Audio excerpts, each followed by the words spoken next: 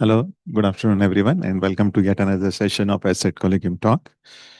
We have a pleasure of having a very renowned Dr. Vidya Shenoy here to talk about dementia and related things. I'll give a short introduction to her very illustrious career so far. I'm just going to give a very brief introduction to her.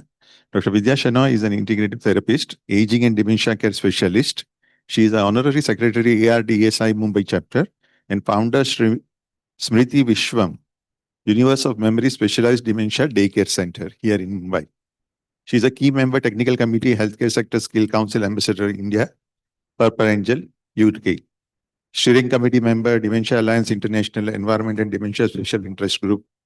She has a very notable achievements and received many awards. I won't go through all the details of those, but the most recent being the Lifetime Achievement Award, awarded to her by Ministry of Social Justice and Empowerment, Government of India. Regional Resource and Training Center, Center for the Study of Societal Change. I now welcome her to give her talk on dementia care. It's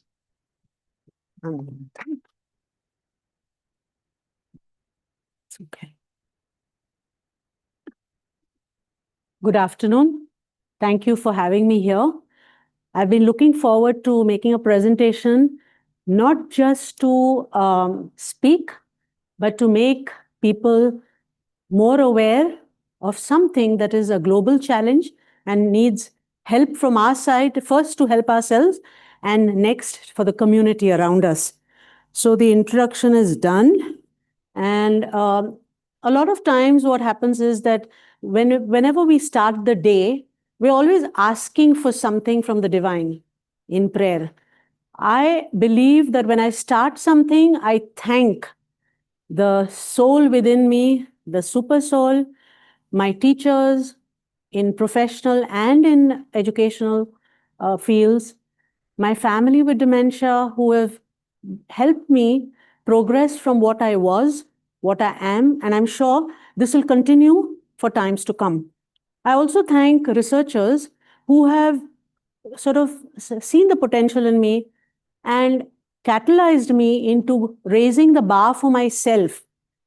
Not only raising the bar, but to going much ahead than planned and help people with dementia not just to be aware or to go in for interventions, but risk reduction, which is very, very important today.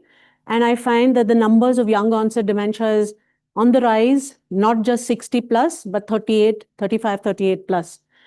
So today what I'm doing is that being grateful for the place where I am and stand and present to all those who have been behind me, in front of me, taken my hand and handheld me to qualify my knowledge and share. So today's topic is aging and dementia, game model from grassroots to governance. This is a model I did prepare for the research, and this is what I'm going to present, before which I'm going to explain what is aging, what is dementia, how we can reduce the risk of having it, or also, if somebody we know has already been diagnosed, how we can help them improve the quality of life and well-being. So aging, as we know, is an arc in the circle of life. It's inevitable. We all go through it. Sometimes our life tenure is shorter, sometimes it's longer, depending on our family medical history and DNA. And it's something where it's a molecular change. You can't help. At the most, you can support it by not aging that fast or feeling young so that you don't technically age that fast. And also, I think aging brings a lot of comorbidities and health issues. We all know that our lifestyle is changing over time. Or when we were young, we didn't take care of ourselves. We thought we took, the elixir of youth, or maybe we've drunk Amrit and we've come and nothing's wrong is going to happen to us. So we really don't face the problem in the eye and work on it. Also, change is inevitable, it's variable, and at different point of times, there are variations in our lives that we sometimes don't have control over, but a lot of times it is up to us how we can qualify our lifestyle and how we live and discipline ourselves to keep away from any health issues that we can defer.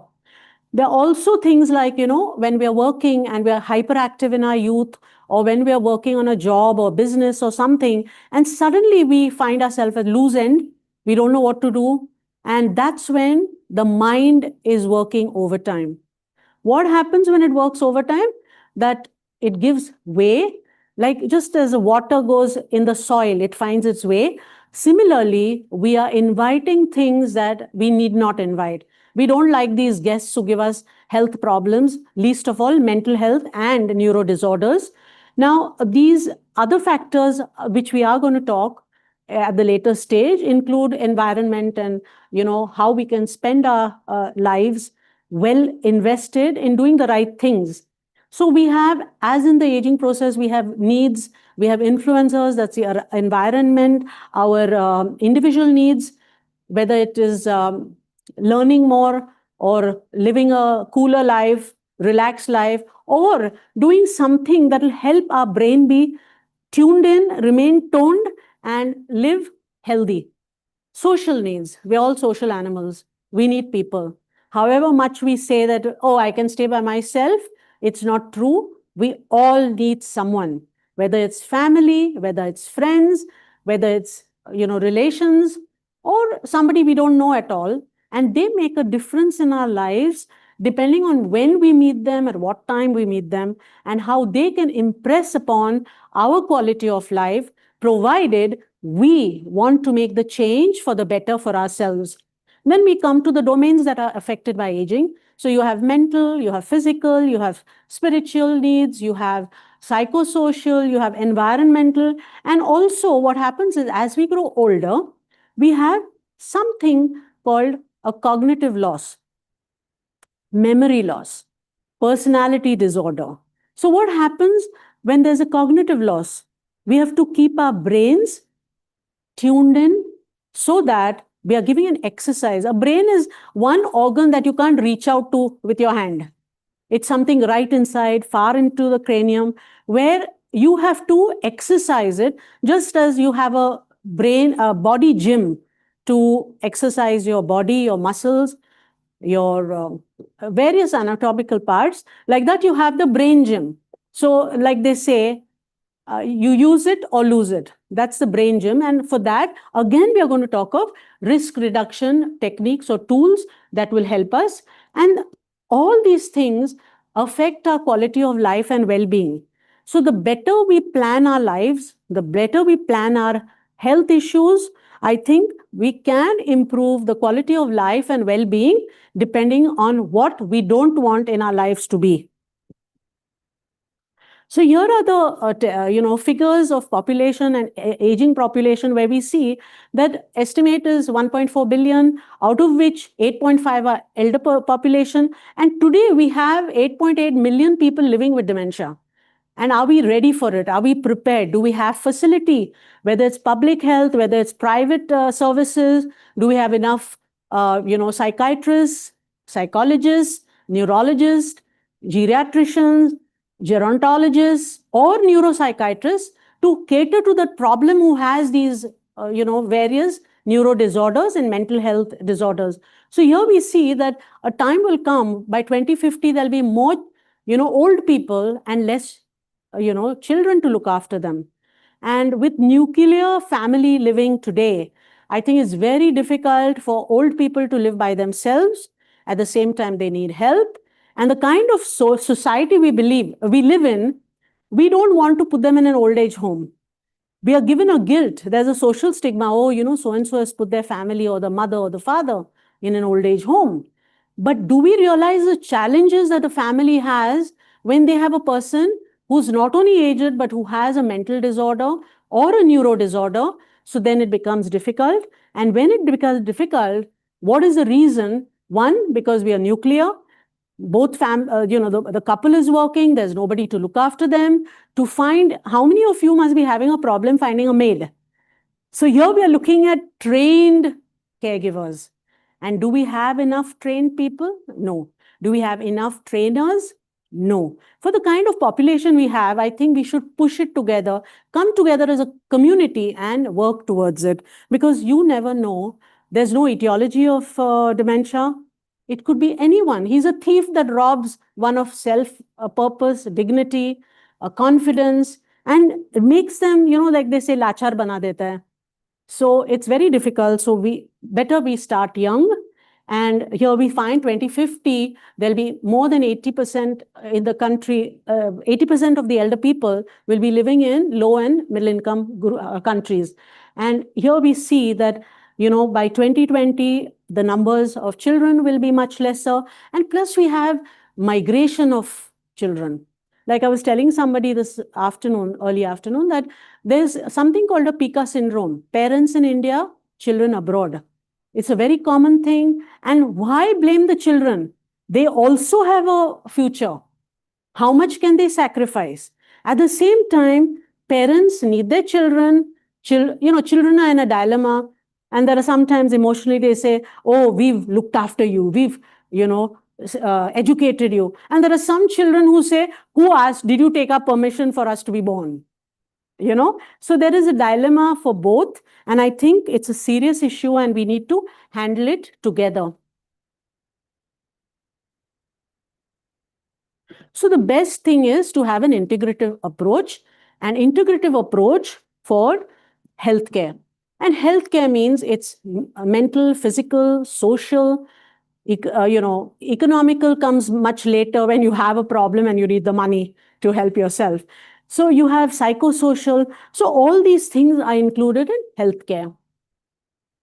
So here we see that where the brain is dying, what happens is the brain is sinking against time. The sand clock shows how, little by little, the neurons in the brain are dying, and which we as normal people who are unaware of what dementia is, what repercussions it could have, what it has on the body, we say that, okay, बूढ़ा हो गया है, साटी बुद्धि नाटी, old age है, छोड़ो. It's not that. The brain is dying. The neurons are dying. Irreplaceable. It's not, you cannot, there's no cure, sadly.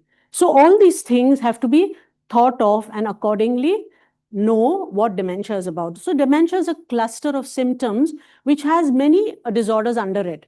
And the most common is Alzheimer's. So when there are 10 symptoms, we have a standee outside which has the symptoms. And in this, if any two of them are giving a problem, it's like telling yourself, stop, go for professional advice, see what is wrong, and then accordingly help yourself, because nobody helps yourself when it comes to going through the living of any disorder or any health challenge. And memory loss and judgment is the most noticeable when old people keep repeating, or they don't know what is where. Or a lot of times we see when they're crossing the road, you find people going back and forth, turning around, looking up in the air, not knowing where they are. So that's the time you have to stop, go across to them as a civil citizen to help them out, find out what is wrong, and probably they're lost. So it is up to us how we can also extend our hand out to them. And thinking abilities, a person who might have, I have patients who are, specialists, who have been bankers, who've been head of, departments in various engineering colleges, or they've been principals, teachers, very, very active brain function. And here they are with memory loss and seeking help. So these are the 10 symptoms. People remember what is long ago that has happened. When they were children, they could probably remember their first girlfriend. Like, sometimes when people are very low emotionally, I go up to them and say, who was your first girlfriend? And the face lights up, they've forgotten, the mood swing is there. And they say, no, actually that was in school, but it was okay, time pass tha. So I must assure you that people who have this brain disorder, they're such wonderful people. They're like little children in an adult form who need help, who need a lot of love and compassion, and need an understanding that somebody cares. So I think it's very important that we go to them. There's difficulty in performing ADLs, activities of daily life. So you could have a person look at a toothbrush and say, why are you giving me a spoon? I want to brush my teeth. Okay? And he doesn't know that that's not a toothbrush. It is a toothbrush, it's not a spoon. So at this point of time, not to rob them of their dignity, we don't say, oh, you don't know anything, this is that. And so at that time, you say, yeah, this is a spoon, but I'll get you a toothbrush. And they're so short memory. You just put your hand, take the other side, put the same thing, and they say, oh, you've given me a toothbrush. Very good. Thank you. So these are these slips in their brain function where we have to be very patient, empathizing. Because unless you have empathy, patience, and compassion, you will not be able to help them. And if you don't help them, if they're a member of the family, you're going to have more problem later. Disorientation of time and place. So it could be somebody who is, in broad daylight saying, why don't you switch on the light? It's dark. I can't see, but that's their orientation. Or they goes to the neighbor's house and tell the neighbor, you get out, this is my house. They don't know it's not their house. So you say, okay, I'll go. You go back and come and tell them that, okay, Kaka, ghar mein bulaya hai. Get up and go. Because it's short memory. They'll have a long-term memory, but not a short-term. So if you ask a person living with dementia, what did you have for dinner? What do you have for breakfast? Forget dinner. They'll say, I don't know. Ask him, ask her. They can't remember what they've eaten. Problem with abstract thinking. I mean, a lot of us think abstract many times. We are normal, supposedly normal. They think more. So if you ask them, what did you have for lunch today? And they'll say, oh, I went to the market and I bought some fish or chicken or vegetables. So there's abstract thought process. There's no link between the thought and expression, comprehension, or language. So we have lobes in the brain, and each lobe, of course, is given a function to do. So if there is any lobe that is more accentuated with the affected part, that area function will be much lesser. So it's always good to know, to get diagnosis done so that the person who you reach out to for help can help right away. The misplacing things. I love this example, which I like to share quite often. One of which is, grandma has forgotten her key. She's put it in the fridge. Can't find her key. Why does she want a key? She wants to get her purse and check and recount if the money is still there. Okay? So she suspects. Suspicion is a very common symptom. So what does she do? Suppose if you were at a point where you want to find out who's taken it, the first bakra of the suspicion is a new daughter-in-law marrying the son. She's the first one. She's come, she's not as rich as we are, and she's flicked my money. Then she realizes there's something wrong. So I've had a case where the daughter-in-law cried. So I told her, I said, this is a problem. So she was one of the first trainees who came for professional training for a home caregiver. There are times when also their purse is under the pillow and they can't find the purse. And then whoever it is, either the servant or the maid, definitely not their own son and daughter. They say, you've put it when my back was turned. So the suspicion comes. They're very, very suspicious. They think negative also. And mood and behavior, a lot of times they have behavioral, psychological symptoms in dementia. So it could be a mood swing. They might be laughing and talking to you right away. And maybe 5 minutes or few minutes later, they'll come and hit you and say, why did you take my purse? Or why did you take my book away? Or you're not feeding me. So these are the things that we have to be careful. Very common symptom, lacking initiative. You have a head of a family who's planned the lives of their spouses, children, planning holidays, doing the works. One fine day, he tells his eldest child or his wife, the wife says, where do we go on holiday?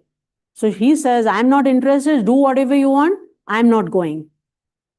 So there's a behavioral change, lack of interest, lack of initiative, because there's a personality change. So you have a lot of symptoms in various kind of mental disorders But the main thing is change of personality, which makes it different from dementia and others.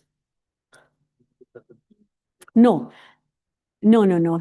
We will come to that when we talk of types of dementia. Okay? We are just coming there.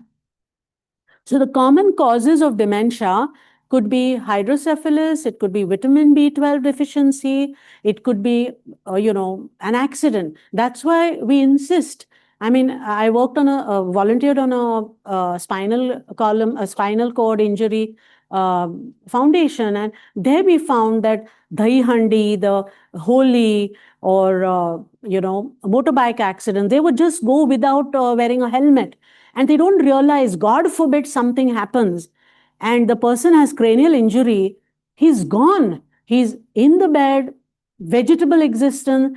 And what I feel bad is not the people who are going through it, because they are 80% are not aware what's happening to them. What I'm concerned is the caregiver, the direct family, the spouse, the children who might have a very difficult time as they grow up, which would impact their youth. So you have hemorrhages, you have accidents, you have Parkinson's. Parkinson's disease is noticeable because there's tremor in the hand or the leg. But most dementias, you cannot. Parkinson's disease, a person who has Parkinson's will not, it's possible that Alzheimer's disease would come in. But a person who has Alzheimer's may not go into PD. So vitamin B12, we've seen syphilis, diseases, tumors, any person who's had more than 72 hours of coma, quite a target for this. Infections, and here we have to be very careful because infections are related to diabetes. Now, a person having diabetes, the healing is much slower, as most people would know. So like I tell people, how many of you like sweet here? Well, I have to tell you, I didn't have the kheer in your canteen. So the thing is that dementia and diabetes are very closely linked. So small advice, easy advice to give, difficult to practice, but not that difficult if you bring discipline. Don't bring sweet in the home. If you bring, be very conjuice and get a little. Like how you say prasad, na? Prasad ke liye utna hi lana. And if there is somebody who is generous to get you sweet, knowing that you shouldn't be eating, and one has a capacity to look out before you're caught when you put it in the mouth, pretend there's oversight and don't get tempted. Or say the Lord's Prayer 5 times, lead me not into temptation, lead me not into temptation. But what we put in our mouth is what we are. So the best thing is cut the root.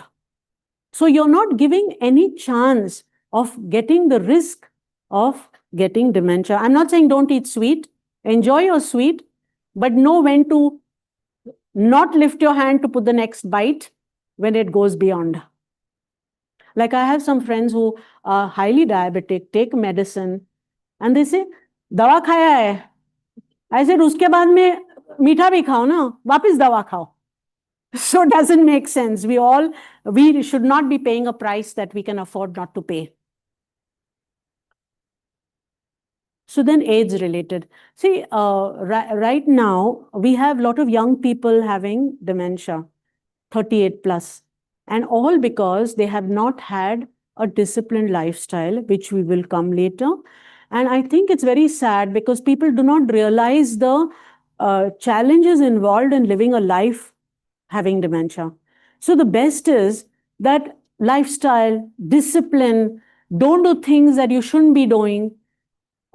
Things like, say, for example, consumption of alcohol or tobacco. All these things. I mean, I think, what I tell people is make a very frightful poster, put it up, and whatever you love and it should not be loved or should be loved and not eaten, put it over there so you won't be affected. And being in coma for more than 24 hours. So more telltale signs of Alzheimer's, which you have to see, that when people, who, what, when, where, why, how, if they cannot answer it, there's something wrong, because there is synapse disconnection, and when that happens, there's no continuity. So we have to make sure that these are the things we are looking out to. Lack of trust, which we've discussed earlier, repetition of saying the thing all the time. Do we have anyone here who has elders who go on saying the same thing again and again? A lot of times. And I think children are more affected. They say, Dadi, wohi baat karti rehte hai, khana khaya kya, school gaya kya. So what we started doing is, as an organization, we are going to schools. We are tapping schools to create awareness, increase it at their level, not necessarily technical, but to let them know that when their grandparents or their parents, if they are senior, they go on repeating. It's not that they don't have another pastime, or they don't. It's just that the brain is going on. It's like बोलते हैं ना कि पुराना RPM small record होता है, वो बचता ही रहता है. So it's like, it's irritating. And what do?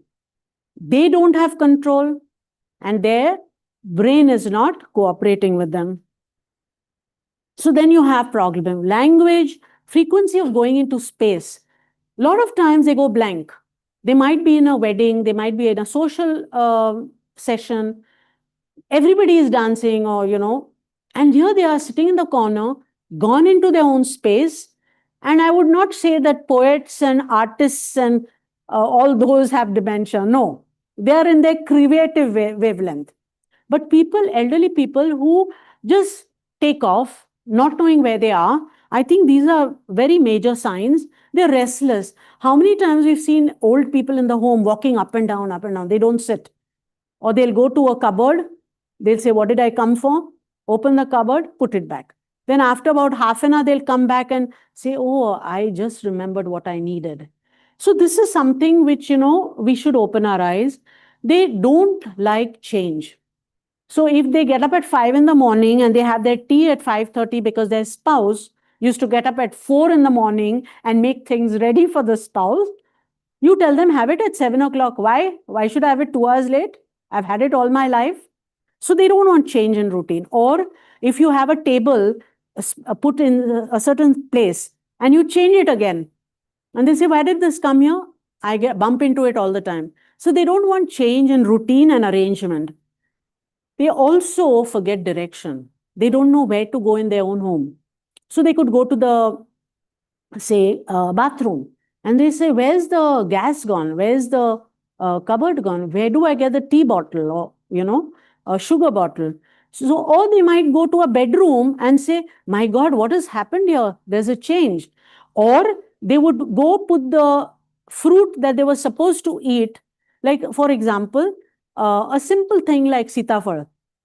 After some time, it mashes, it smells, it rots.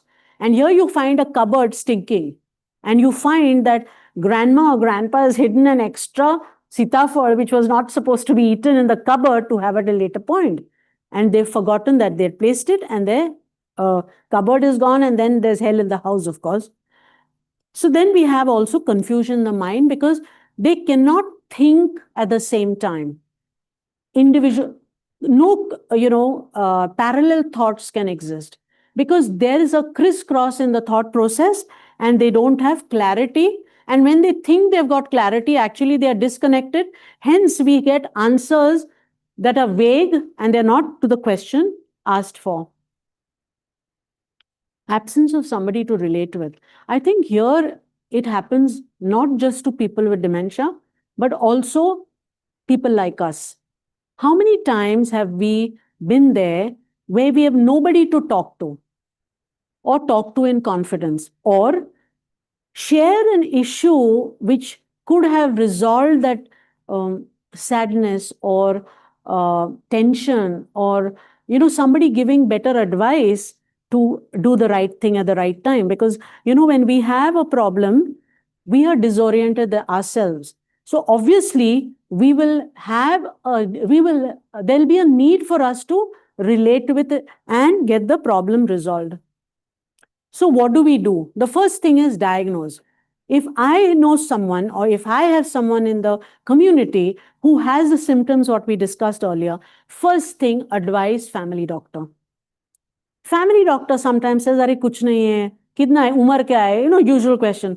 हाँ, 65 है, होता है. No, होता है नहीं है. Go to a specialist or take a second opinion of a GP.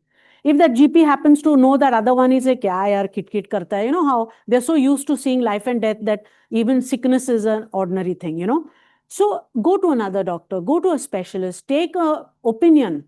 And it's not that if a cardiologist says, oh, you need a stent put in, go straight, walk into the hospital and get a stent. No, take your time, go to the right physician, specialist, get yourself diagnosed. And when the diagnosis is to be done, they will take a need of a clinical psychologist who will do the MMSC, that's a mini mental state examination, or they'll do the ACE or the MOCA, or the many tests, or geriatric well-being, or depression, because depression also can play a very major role because they're withdrawn, they don't have any scope of sharing their thoughts. And moment you sort of not function your brain to the full, I think you're inviting things that you shouldn't. Next is early intervention. I could go to a doctor and I'm told, okay, this is the issue. And I say, chodo yaar, abhi I'm doing okay. Dementia is not something like this. Don't so chodo, it's okay. Early diagnosis followed by early intervention, immediate intervention is the best thing. The earlier you go for intervention, the better it is to resolve the challenge. And then you go for treatment. Now, in the past, it was, the therapeutic applications they were not understood to the full because the medical fraternity thought it's nothing. So it was never a part of mainline treatment. But today I'm very happy to know that a specialist will also in his team, there's a team that attends to to the person who's to be diagnosed or has been diagnosed with the dementia. He will have even a social worker, psychologist, various specialists depending on how the dementia came up, and a therapist who will be there. So integrative therapy is very, very important. And I think in daily life also, if we are a group of people and there's a challenge, I think more minds can work together and resolve the issue, whoever has that issue. So integration, inclusion is very, very important. And how do we do it? It's just not one-off. The team sits, there's like, each one gives his opinion. It could be the doctor, the surgeon, the therapist, the orthotist, or even the persons who have done the clinical testing. Because a lot of times there's a non-verbal expression, and that we don't see in the report. But a non-verbal communication or expression talks louder than words. And then, of course, there are a lot of therapies that come natural, complementary, and the best one that goes for that particular diagnosis will be more effective. So diagnosis is not simply a diagnosis. It changes the life not only of the person with dementia, but also their families, because their whole lifestyle changes, their daily function changes. And the person who is diagnosed with dementia is the fulcrum of their life. So nothing, you can't do anything without keeping that person in view. It's like having a pet at home. How many people who have pets can actually all go to travel to a place when, they are not pet friendly. Likewise, we don't have homes where they keep temporary, where children, a couple can take their young children on a holiday, but not have the aging person because of the health challenge. Not that they don't want to, but because of the health challenges and others close to them. So a lot of times what happens is, like, you have friends, neighbors, you want to go and see them, but the family who has that member with dementia, they feel very, reticent about having a visitor because they don't know that how the mood will be, what will they think. So we still have a lot of social stigma when it comes to this neuro disorder. So we have this doctor. I love this doctor because he's so handsome and cute that he actually makes you think that really it is a big issue. So after this, the first time after the diagnosis is given, I think it's important that we think of caregiving. It's a very sensitive issue where elderly people do not want an outsider to actually look after the family they've lived with, or they are not confident that the person will be well looked after. Are they trained? Can we afford them? So it's a very, very difficult journey. Nobody likes to take it. At the same time, we need to do that. So one person caring for another represents a life's greatest value. Easier said than done. Very easy to say it's a valuable thing, but who goes through it realizes that it is very important that one must be made of that metal to do caregiving. So here we see, elderly people, they're actually waiting for somebody to come and talk to them, spend time with them, whether they're children who are doing masti or the family member. I think it gets easier. It's better when we are together. So how do we reduce the risk? We were just talking of how to reduce the risk. So here we have this Mr. Brain thinking what is to be done. So the first thing is primary, not get it at all. And how do we not get it at all?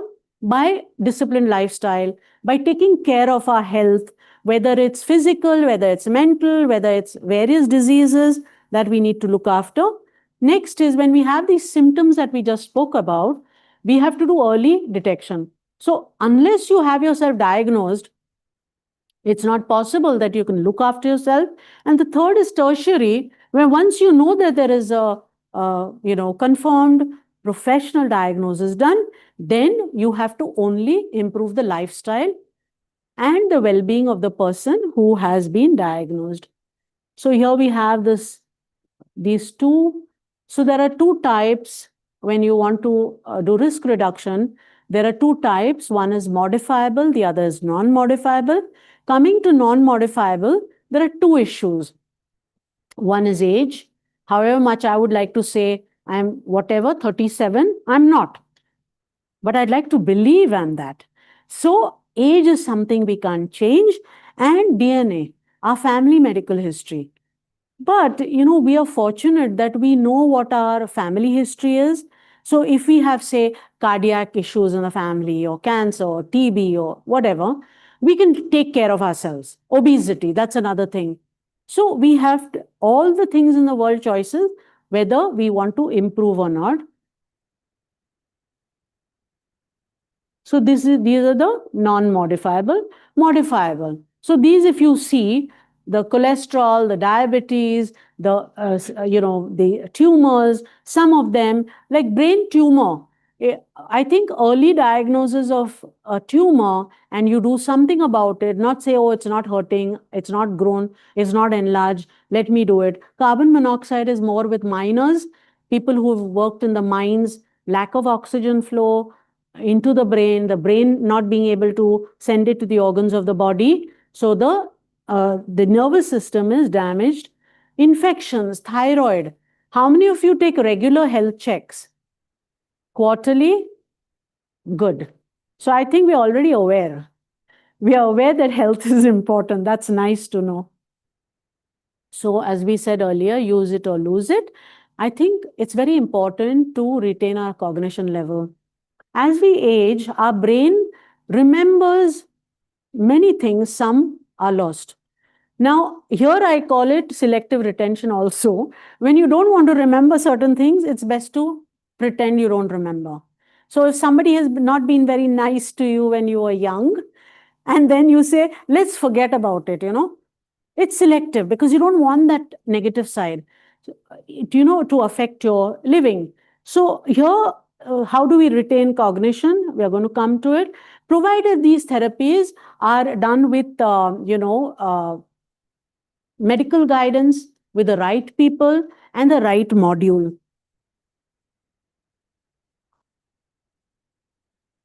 Okay, risk reduction tools. I'll give you a small example. You might have also got it. Has any one of you got that the more you talk, roll your tongue, roll your tongue and you don't get dementia? Has anybody got a WhatsApp message? Oh, there's a fantastic one going, saying if you roll your tongue in the mouth, left, right, up, down, whatever, you don't get dementia. So people will call, chalo Vidya, kya hua hai karke? Is it true? I said, incidence of dementia in women is 65% vis-a-vis men. Now, should I say more? I refrain. Okay, so there's nothing like that. I think because it's the brain, we need to exercise the brain, and the best is cognitive activity. And these are some of them. So you have music. I'm passionate about music therapy, more for palliative care, because they slide into the next phase. Yoga, master key, very passionate about it. It's never too early or too late to start doing yoga. There are a lot of schools that give free. I come from that school. Free classes all over Bombay. We have over 65 branches. Yes, I'll agree. 7 in the morning on a Sunday. The choice is yours. It's free. You can continue. I have people who've been coming for the last almost 40 years. Very happy, still sane, still with good memory. So you have yoga as a master key. You have dance and movement. Now, as we grow older, obviously the synovial fluids get drier. The flow of activity is much lesser. So I think movement is important, exercise is important. And I mean, like I have a very favorite thing. Even the deaf man loves music because it's so good that, something or the other tunes you into that wavelength. So, like I believe, blind people cannot see, but they see into single inverted people coming from some side. And they say, is somebody coming? Can I hear someone? So, if one faculty is deprived, the Lord is just. He makes the other one better. Then you have crossword, you have Sudoku, you have chess, any table games that make you stop and think. Those are cognitive activity. You have smile and laughter. I think everybody loves those, hormones to be increased at a level, make you feel good, spread the word. You have laughter clubs now. And fortunately, they're free because you have to pay to laugh, you have to pay to cry. So at least a laughter club is free. So join it. Then you have, I think intergenerational bonding. If older people spend even one day in an orphanage, you're reaching to people who are yearning for that love. They're yearning for that companionship of parents they never knew who they were. And that is important. We'll come next. Painting, art and craft. Anything to do with fingers, to do expression. So motor skills improve, the gross motor skills improve. So it's very physiotherapeutic. Singing, of course, we've done. And then who doesn't like to sleep a lot? No hand going up. Sleep, very important. Enjoy your sleep. Sleep at the right time.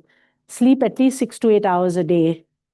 I don't know how you do it. And I won't say it because I hardly sleep. But then it is essential. It's how you have, framed your mind and body that you can live. But sleep is very important because sleep-deprived dementia is very common now.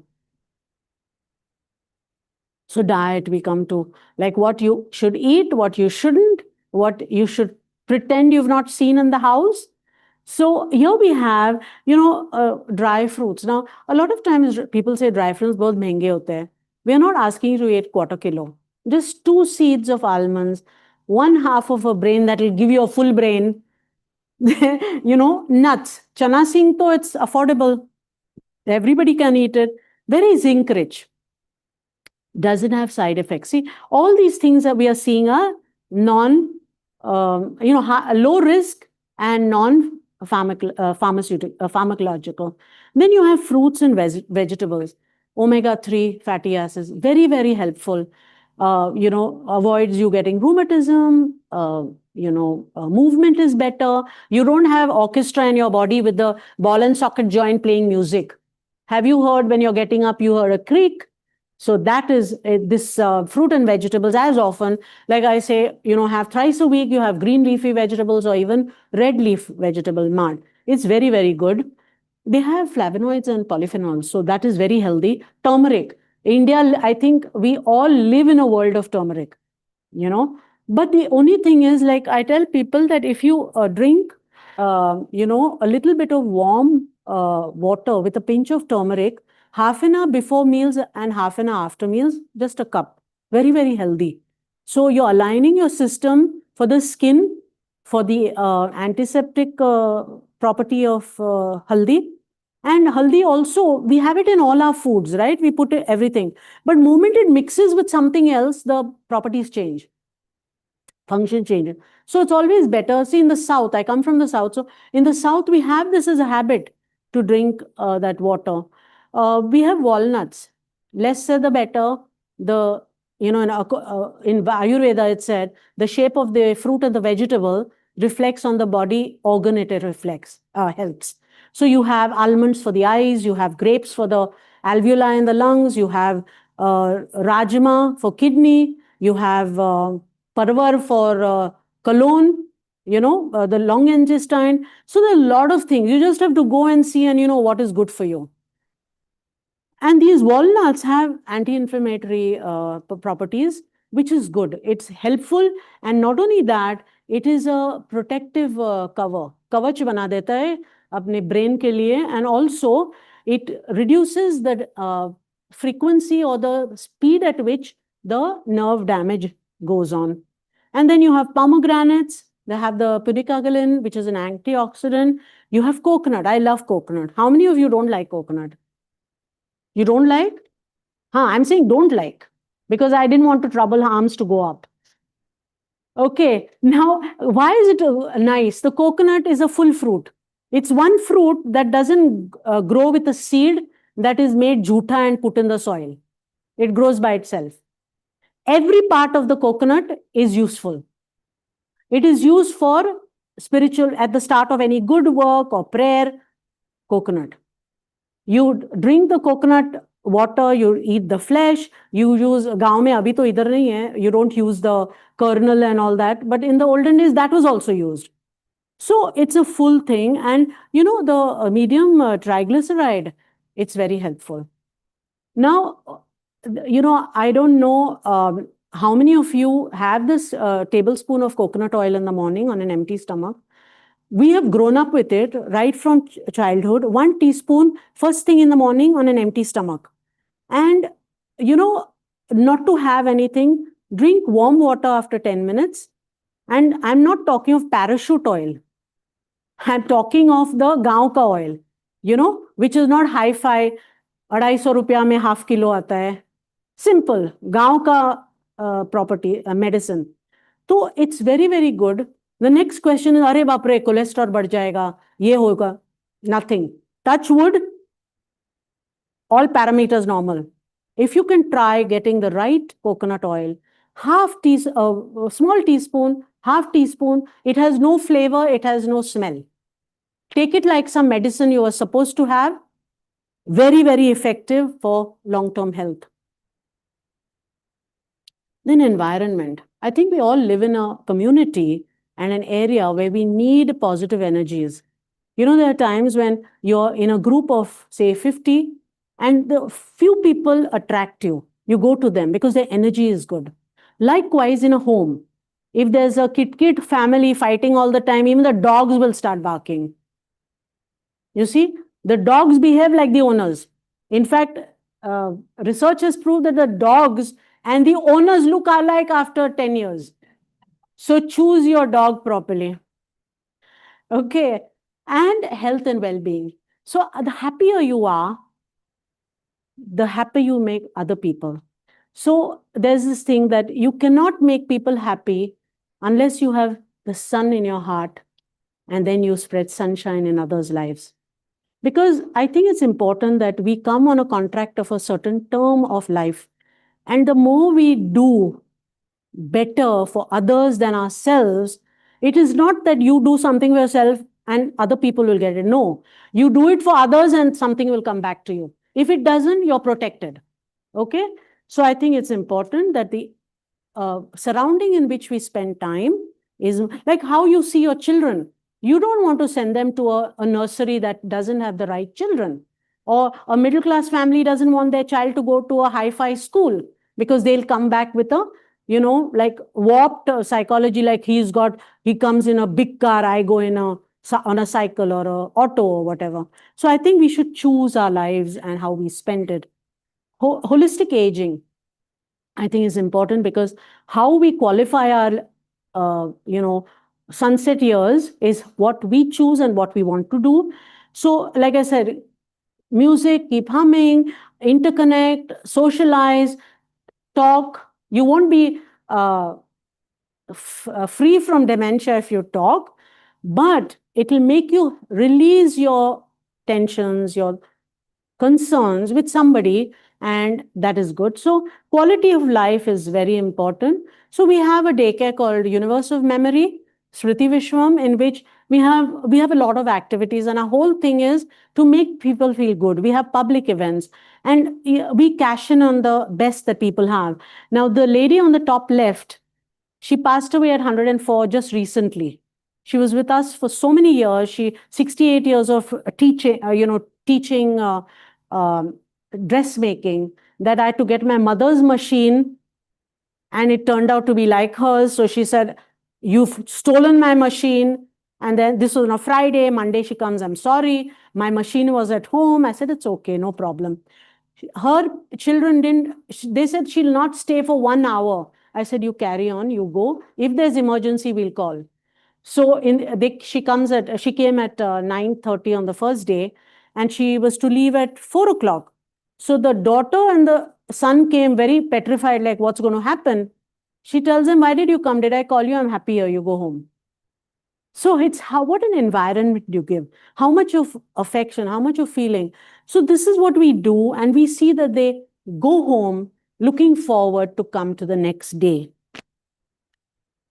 So here we have a Purple Citizen Brigade. It's a voluntary group where we encourage people to join us. We have public events, and each one does it in their own right. No pressure, nothing. We live as one family to do the best what we can, and we do. So these are the public events we had. We've had awareness walks. We've had a half marathon. We have had, we do a lot of work in the slums, because that's where people don't go. We have intergenerational bonding at the slums where old people come together with the children. We have a party time for them. We have music. We have events. And we also do training programs. The far right on the top, we had a event with the BBC, a music thing where it was very well attended. About 685 people had come. We have we have an orphans program. So we did a lot of first. We were the first people to start a memory cafe. We had, we organized a orchestra of students who played the band in a cafe, and it was fun. We had the marathon. We were certified, and we were the first to use the traffic junction tickers to spread the message of dementia. So it so happened that one Ganpati, there was a lot of traffic. I was stuck at Dadar, and I just didn't know what to do. And I'd finished reading. I normally read when I'm stuck in traffic. So I'm not cursing anyone, cussing anyone, and saying, "Why the hell did I come?" So I just happened to look up, and I saw the traffic ticker. And I said, "Why don't I use it?" And this was just before World Alzheimer's Month in September. Next morning, I was there, afternoon. From 2 to 9 in the night, I was sitting at the main office, traffic office. Eventually, he called and he said, "What happened? Can I help you?" I said, "Only you can. I've waited almost all day." You will not believe it. We keep complaining that our services are not good enough. The chief of traffic, he called the guy and he said, "Whatever madam wants, give. She's talking sense." So all the days we had this, "I'm a dementia friend." We had over 300 calls that day, first day, and it tapered off. But by March the next year, we had completed all the calls. Whether it was, somebody wanting to know more, then we had training programs, awareness programs. So this was done. So anything we do, it's keeping other people in mind. So here we see the dementia scenario. It's a very serious thing where, in 2010, we had said that the projection would be 5.3 million. Today we are 8.8, and we are not even there. Women are more, now it's 65%, and by 2050, 14.32, no, it's going to be more. We don't have enough data. In fact, at the meetings in the government health meeting, Ministry of Health, we keep saying, okay, just do that. And they say, don't worry too much, we'll do it. I said, when? So I think now things are picking up, and we are not ready. COVID was a very good example for the government to know how ready we were, how prepared we were, what were our infrastructure facilities. So there's a need for a global action plan, India plan, and this has been done in 2010. 18 it got fine-tuned, and now it's still working back and working on it. And these are the terms on the global program. So our India policy will be based on that. And then this is a game model that I've done research of 400 seniors, where I feel the ASHA worker, we've got a very rich army of people who reach right to the innermost part of the rural areas. So if we join hands, we train them awareness, the risk reduction, train them for art and craft and music and dance, have the village panchayat involved. We have also Anganwadi workers, and they all get trained. So by the way they do these things at the panchayat level, also creating hubs. Like if it's an innermost village, they cannot go all the time that far. So we create a hub at the township level. So it's called Grassroots Advocacy Model of Empowerment for People. So here we say that what we need is compassion and patience, empathy, and we have to care beyond disease. Disease is one thing. We have to love what we do and build an aware, inclusive community who is mindful of others and dementia, how we can make it friendly for everyone. So here we say we have to show that we care, remember those who cannot remember. And see, all of us need one another. So why do we say, oh, so-and-so doesn't need, I don't need? All of us need one another. So this is another thing I love. It says, it's very easy. It says, we forget that the sweetest joys are found in the simplest acts. That's hugs, laughter, quiet observation, basic movements, holding hands, pleasant music, shared stories, a listening ear, an unhurried visit, and selfless service. It is sad that we forget this truth that is so elementary. And I think Rachel must be blessed to even think along those lines. Have we seen when we are going on the road here and, or the marketplace, somebody is looking troubled, we just give a smile. The whole feeling changes for the person. The person feels lighter. And I think it's important. We are not paying anything. We are not wasting money. We're investing in somebody's moment, which could be just turned with a smile or saying, okay, don't worry, things will get better, Not wanting to know panchayati, what happened, this, that. No. Say, don't worry, things will get better. So here, I'd like you to stand, read out with me this pledge in your mind or aloud. You can read it in the mind with a right arm sticking out. I will treat persons with Alzheimer's disease and dementia, other mental health issues and non-communicable diseases with dignity and respect. I will understand and support them with empathy and handle them with patience. I will also be sensitive to their families and caregivers as they need us too. I therefore join hands to engage in working for their empowerment to make the entire community dementia friendly. Every 3 seconds, someone in the world is developing dementia. Therefore, to encourage others, beginning with myself, I will spread more awareness of dementia to help improve my lifestyle for the better, remove social stigma, and emphasize how important early diagnosis followed by professional guidance for integrative intervention will benefit those in the community around me. We need to act now, commit to bring change in our lifestyle, and contribute to society to help reduce risk of getting dementia. So thank you. Remember those who cannot remember. This is my contact. See the baby elephant. Don't forget to remember those who cannot remember. And that's it. Any questions?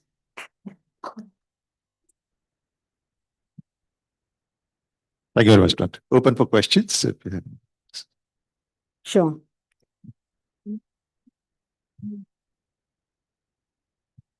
We are in the process of working. See, the thing is that insurance is a money-making thing. You have one in every 18 or 20 covers. The only problem is that people have not taken mental health as an important issue in lives. We have data, we have statistics. Now there are two companies that are coming up with it. But the thing is, there are a lot of riders. So when there are riders, you cannot really get into it. So it's being honed, it's taken up. It's being worked on it for the last, I think, almost 3 years now. But we are at it. Yes?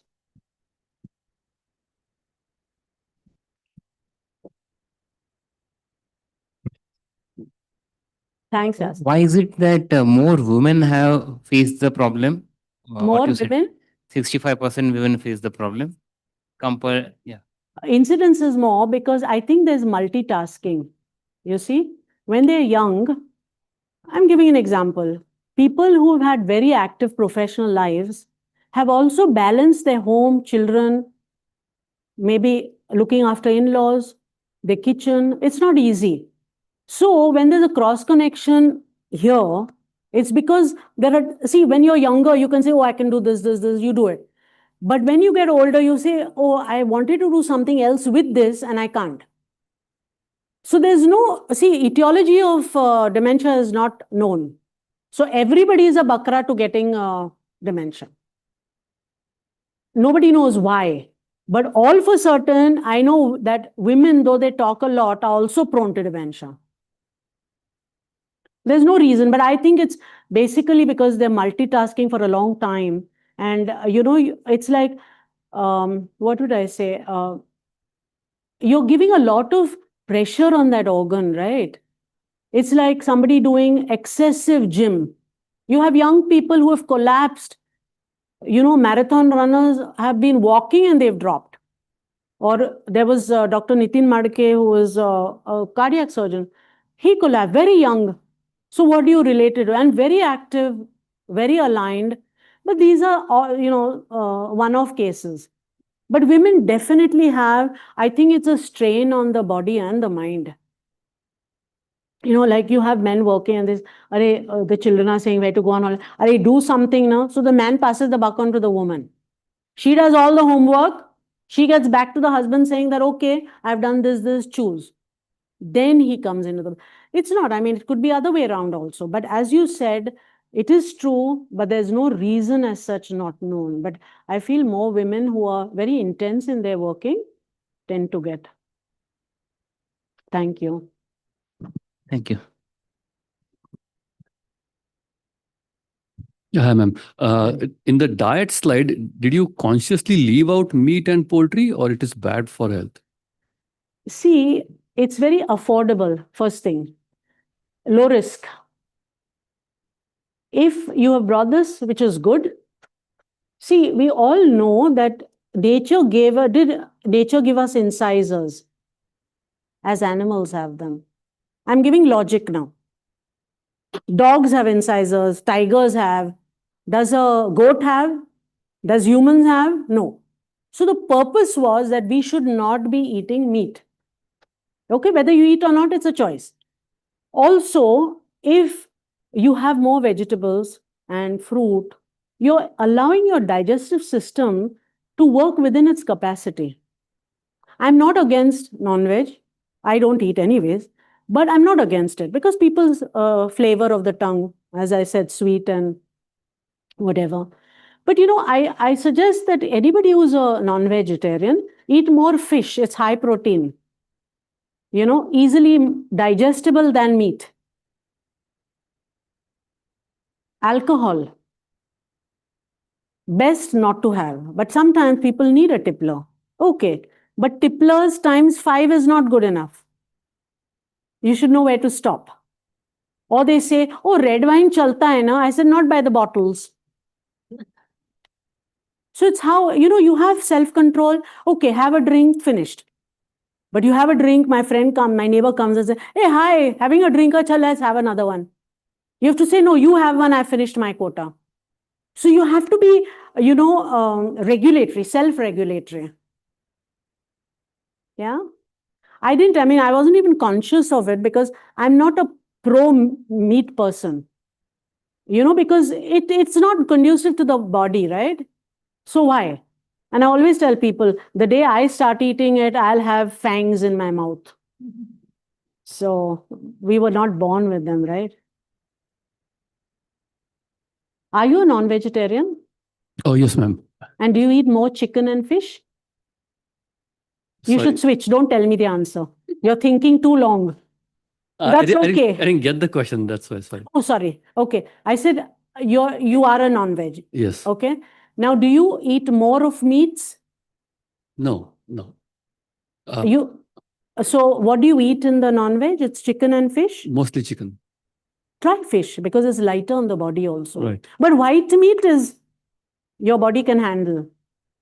Whatever the canteen serves, that's the only place I eat. Sorry?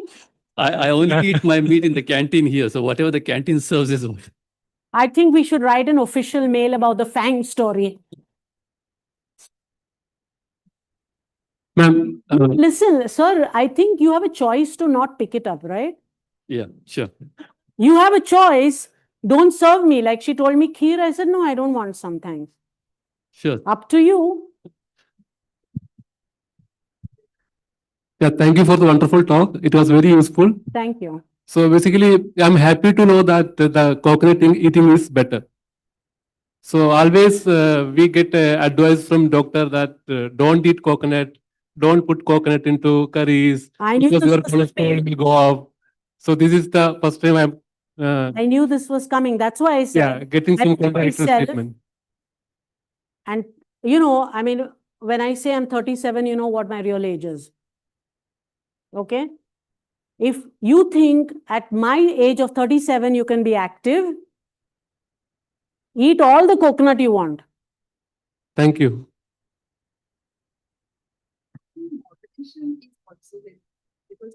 Co- Question of coconut came up.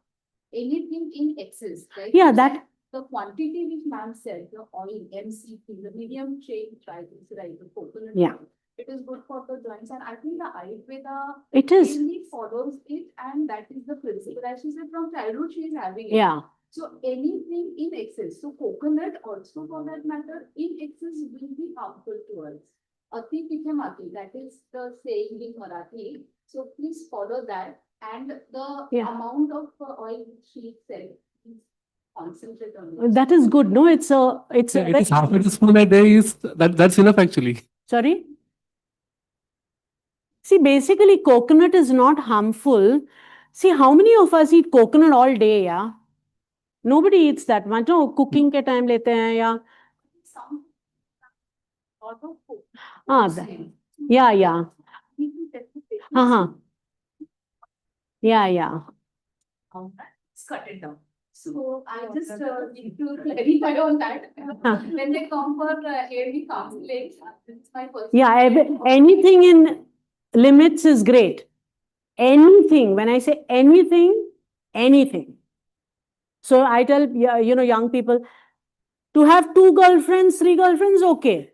Don't have 30, it will confuse you. Yeah, correct. Yeah.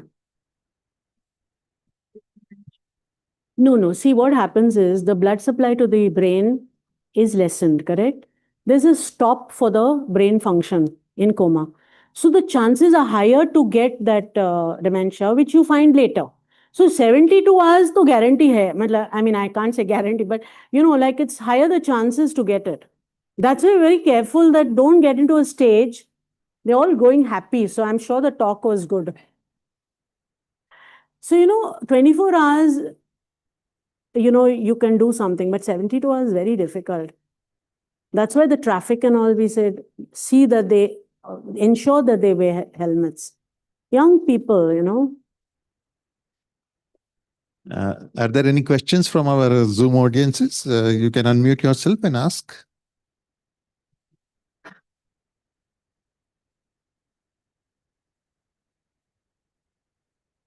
Yeah, please go ahead. You can unmute yourself and ask. Yes, this is Alak Ray and Cecily Ray. I hope you will leave your contact address with Dr. Raghavan. Yes, yes. Yes, thank In you. fact, all the details are on the last slide. I think it's recorded and stored. Yeah, so probably they will send it in your group, and you're welcome to call and in case there's no answer because of either with a patient or the daycare or something, travel, 72 hours, definitely you won't be in coma, but you'll get a reply from us. So definitely, we look forward to, talking to you and reaching out and helping you wherever we can. Thank you. Anyone else on a Zoom has a question? You can just unmute yourself. This will be the last. Cecilia, that hand has gone up. Yeah, he just asked her. The hand was up still. Okay, I think nobody else has the questions. I thank you once again for such a deep and insightful lecture which you have given. I think it created a lot of clarity in the minds. Thanks you once again. And I request, I'm slightly sorry for it being running a little longer, but then everybody enjoyed it, so I didn't interrupt you. No, it can't. So- That's why I put humor in it. It's too boring to hear. So a little bit of animation, a little bit of humor lightens the thing, but the message reaches home. That's more important.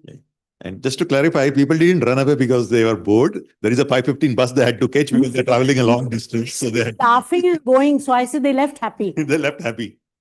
They were sorry they had to leave because otherwise they missed their local buses. We see them sitting through. Everybody is welcome to join for the tea. Just answer the question. We can continue.